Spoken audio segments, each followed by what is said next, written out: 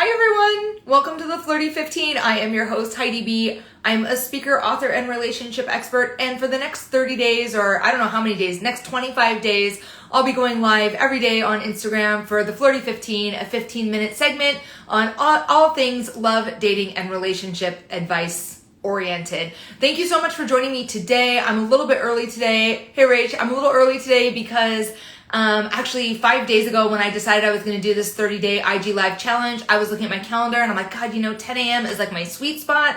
So I'm going to be on IG live every day at 10 a.m. And then I looked at my calendar and realized that I had stuff scheduled for 10 a.m. for like the next week and a half because it is my sweet spot. So I usually schedule everything at 10 a.m. So I want to give mad shout outs to everyone in my life who rescheduled this week and was willing and able to move stuff around so that I could be available to be on IG live at 10 a.m. every day.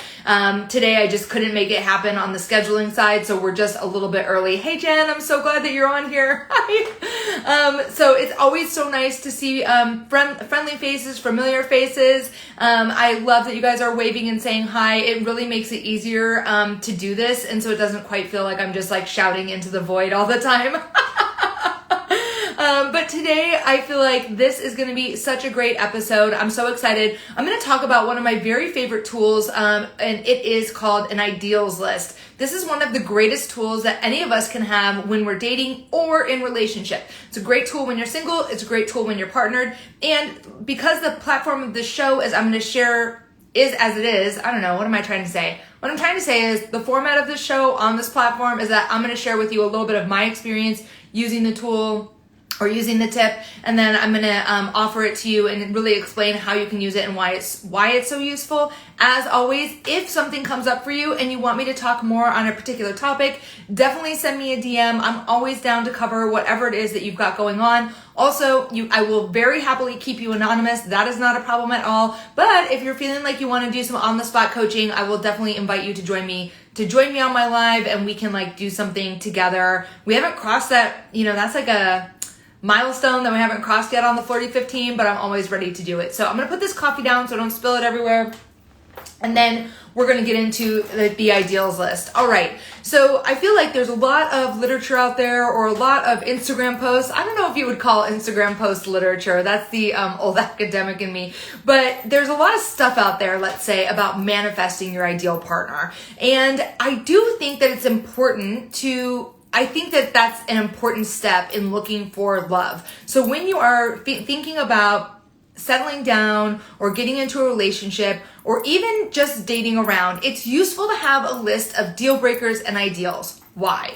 Because sometimes even if you, especially, let's see, how am I trying to say this? Even if you've done the work and you've identified your patterns, it's a good reminder to have kind of a benchmark list of things that you will and will not accept or tolerate. But even if you haven't done the pattern work, it's still a really good idea to have this benchmark list, because sometimes our subconscious allows us to choose partners or get into relationships or spend time dating people that are not a good match for us, even, when we really get down to thinking about it. So here's what I want you to think about when it comes to an ideals and a deal breakers list. So I want you to think about in a unlimited, universe where anything you want can be yours. This is an exercise in unlimited thinking. I want you to just make an entire list of what your future partner would look like. So that's for those of you who are dating and who are still trying to find ways to settle into a relationship. For those of you who are partnered, I want you to use the same exercise, an exercise in unlimited thinking, to make a list of all the things that your relationship would look like in an ideal world. So first, let's take the example of someone who's dating.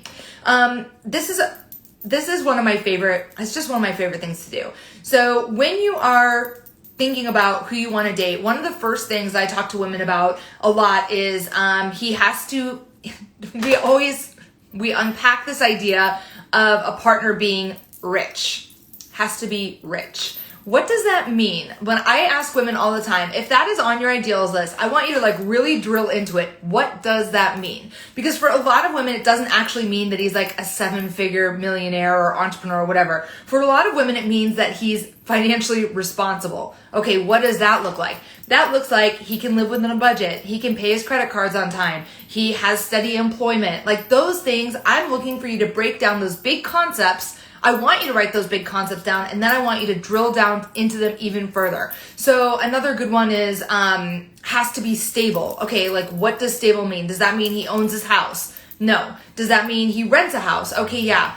Is it a deal breaker if he has roommates? No. Okay, is it a deal breaker if he has 5 roommates? Yes, right? So then we get to a place where we go, okay, so he doesn't necessarily have to own his own house, but he does have to have a stable living environment, and he can't have more than 1 roommate, right? That's a big difference than like a guy who lives in a house with 6 other guys, because that's like practically a fraternity house, and that's not something that's on many women's ideal list, right?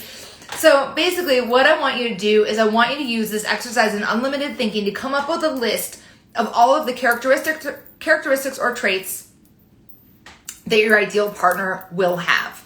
And when you are using those big concept ones, like has to be rich, has to be stable, I want you to drill down even further to see like, what does that really mean? How is stable operationalized? How is stable conceptualized? So those are the things that I want you to have on your list. Then when you start to go out dating, I want you to really imagine dating as an information gathering experience. Your job is to get information from this other person, to come back home to your house, to pull out your ideals list, and to see how well the information that you've gained matches up with your ideals list.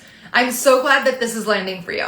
So basically, what you're gonna do, some of your things on your ideals list, you're gonna know right away. So like if it's on your ideals list that he is a non-smoker, you're gonna know on the first date whether or not he's a smoker, and that's gonna be something that you're gonna go, okay, yes or no. And you're gonna be able to use to potentially rule out a partner who is not living up to your ideal. But something more, something that is a little less surface, that's a little deeper, maybe like has a great relationship with his mom.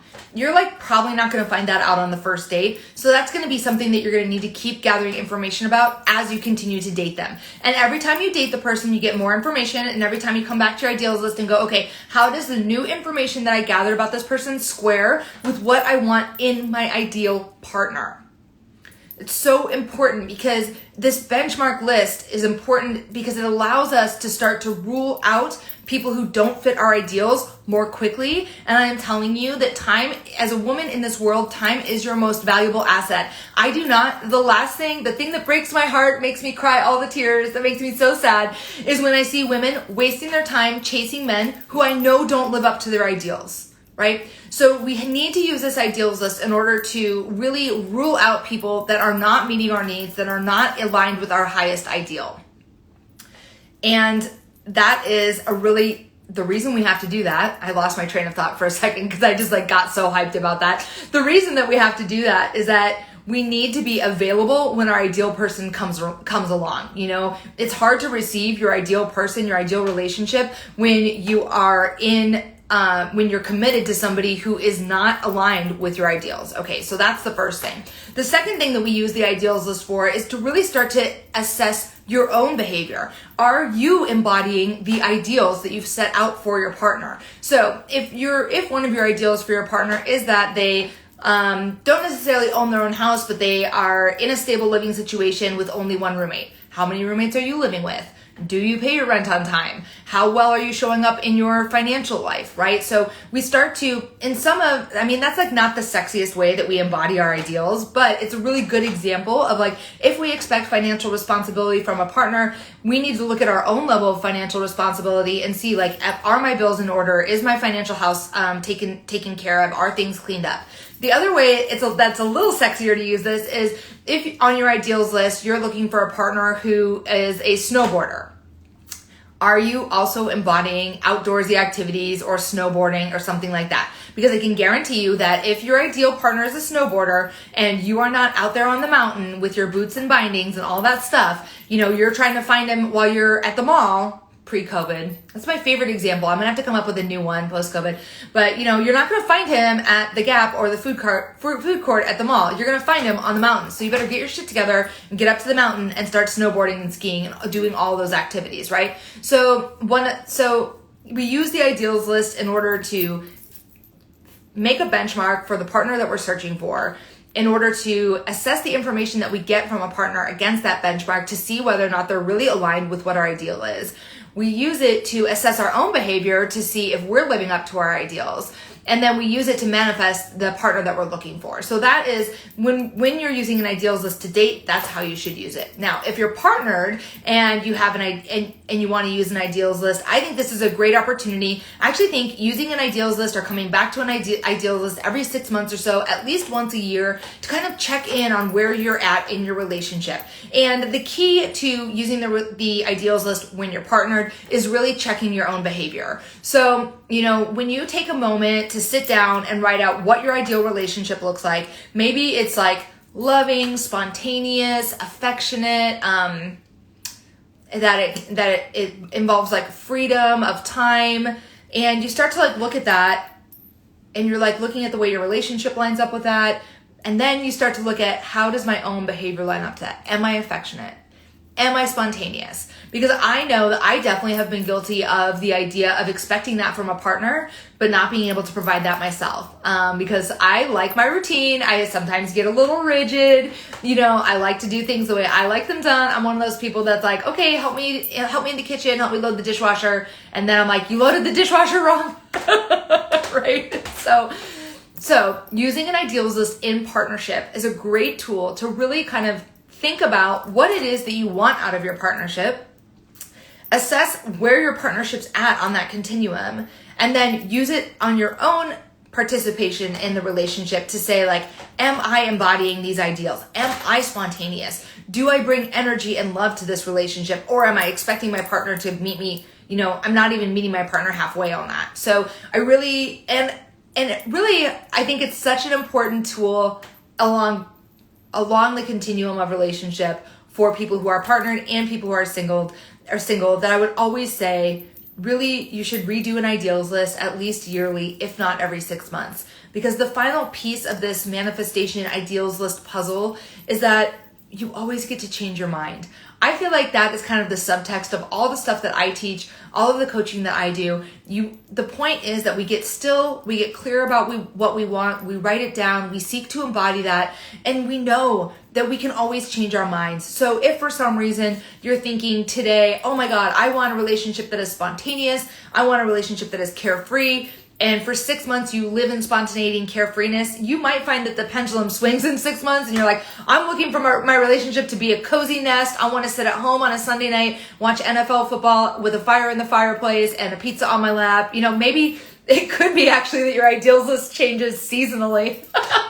That in the summertime you're adventuring and in the wintertime you're hibernating, right? So I just think that this is such a great tool. It's one of my favorite tools. It provides so much clarity that I am always anyone who knows me knows that I'm always kind of shouting from the rooftop around the ideals list and the embodiment of the ideals list, because that is truly how we manifest. By acting as if, by embodying these ideals, we attract towards us the things that we are looking for. So I am so grateful. I see so many familiar faces on here. I'm so grateful that so many of you joined me today. Thank you for that. I will be here tomorrow at 10 a.m. back to our regular time. I don't know what I'm going to talk about tomorrow. So if anything today kind of piqued a question for you, please feel free to DM it to me. I'm sure I'll come up with something, but I do love being of service to the people who are showing up to the Flirty 15. And I hope that this platform becomes more and more interactive the more days that we do it. We've got 5 days down. We've got 25 days to go on the daily Flirty 15. In the meantime, like I said, DM me any questions about love, dating, relationships. And if you want to get in touch with me otherwise, I'm always here on Instagram. Send me a DM about anything else you have going on. I am currently accepting one-on-one coaching clients, so I would be happy to help you with any, to identify and change any painful patterns that you have in your relationships. And then finally, you can always find me on my website, HeidiBCoaching.com. And last but not least, you can catch the weekly podcast, the Relationship Ready podcast with Heidi B. Ashley just joined. She's this week's guest, so definitely check that out. We're talking, we have a really important conversation about postpartum personal development and postpartum depression, which if you are a mama, you do not want to miss. Until tomorrow, I'll see you soon. I'll talk soon. I'll talk to you tomorrow. Until then, have a day. See you later.